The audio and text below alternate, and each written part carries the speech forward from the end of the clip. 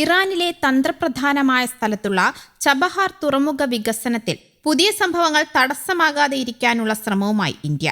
ഇറാനുമായി സഹകരിക്കുന്ന രാജ്യങ്ങൾക്ക് 25% അധിക തീരുവ ചുമത്തുമെന്ന് ട്രംപ് ഭരണകൂടം മുന്നറിയിപ്പ് നൽകിയ സാഹചര്യത്തിലാണിത്. ഇറാന്റെ തന്ത്രപ്രധാനമായ ചബഹാർ തുറമുഖം വികസിപ്പിക്കുന്നതിൽ ഇന്ത്യയുടെ പങ്ക് അവസാനിച്ചുവെന്ന വാർത്തകൾ വിദേശകാര്യ മന്ത്രാലയം തള്ളി. തുറമുഖ പദ്ധതിയുമായി ബന്ധപ്പെട്ട അമേരിക്കൻ ഉപരോധത്തിൽ നിന്നുള്ള ഇളവുകൾ സംബന്ധിച്ച് US അധികൃതരുമായി നിരന്തരം ചർച്ചകൾ നടത്തിവരികയാണെന്ന് ഇന്ത്യ വ്യക്തമാക്കി. നിലവിൽ 2026 ഏപ്രിൽ 26 വരെ ഈ പദ്ധതിക്ക് നിബന്ധനകളോടെയുള്ള ഉപരോധ ഇളവ് നിലവിലുണ്ടെന്ന് വിദേശകാര്യ മന്ത്രാലയം അറിയിച്ചിട്ടുണ്ട്. ഇറാനുമായി വ്യാപാരം നടത്തുന്ന ഏതൊരു രാജ്യവും അമേരിക്കയിലേക്കുള്ള തങ്ങളുടെ കയറ്റുമതിയിൽ 25% നികുതി നേരിടേണ്ടി വരുമെന്ന് ജനുവരി 12 ട്രംപ് വ്യക്തമാക്കിയിരുന്നു. ട്രംപിന്റെ മുന്നറിയിപ്പിന് പിന്നാലെയാണ് ഇന്ത്യയുടെ വിശദീകരണം എത്തിയത്. ഇറാന്റെ ആണവ പദ്ധതികളെ നിയന്ത്രിക്കാനും മേഖലയിലെ സ്വാധീനം കുറയ്ക്കാനുമുള്ള അമേരിക്കയുടെ കടുത്ത നടപടിയുടെ ഭാഗമാണിത്. ഇതിൽ ആസ്തികൾ മരവിപ്പിക്കലും എണ്ണ കയറ്റുമതിയിലെ നിയന്ത്രണങ്ങളും ഉൾപ്പെടുന്നുണ്ട്. 2025 സെപ്റ്റംബർ 29-നാണ് അമേരിക്ക ചബഹാർ തുറമുഖത്തിന് മേൽ വീണ്ടും ഉപരോധം ഏർപ്പെടുത്തിയത്.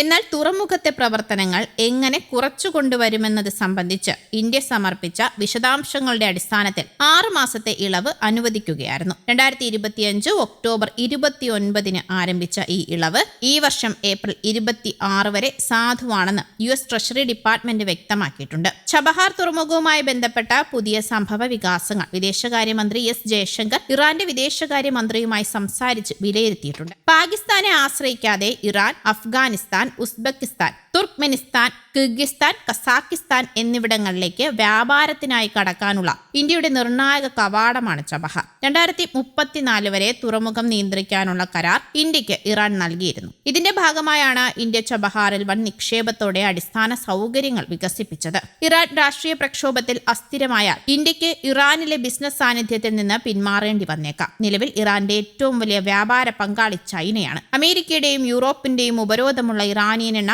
വലിയ തോതിൽ വാങ്ങുന്നുമുണ്ട് ചൈന.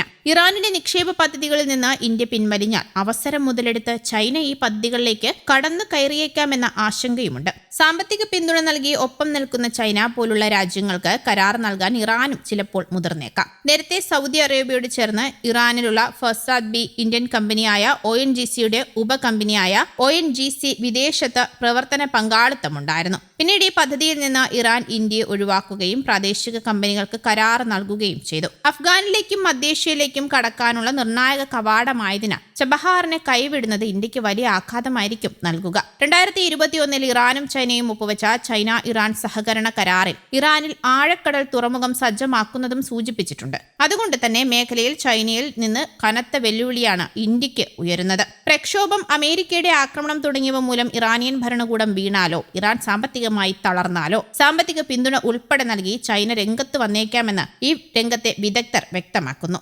ഇറാൻ നേരിടുന്ന സാമ്പത്തിക ഞെരുക്കം ഇപ്പോഴേ ഇന്ത്യയെ വലയ്ക്കുന്നുണ്ട്. ഇറാനിലേക്ക് പോകേണ്ട 2000 കോടിയിൽ പരം രൂപയുടെ ബസ്മതി ഉൾപ്പെടെയുള്ള അരി തുറമുഖങ്ങളിൽ കെട്ടിക്കിടക്കുകയാണ്. News desk, Kerala Kaumudi.